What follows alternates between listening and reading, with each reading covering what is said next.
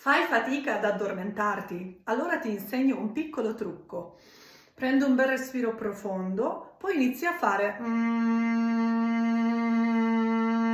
o qualsiasi cosa che viene fuori, che può essere anche un poi respiri di nuovo e fai finché vedrai che il suono svanirà, svanirà, svanirà e ti addormenterai. Fammi sapere come va.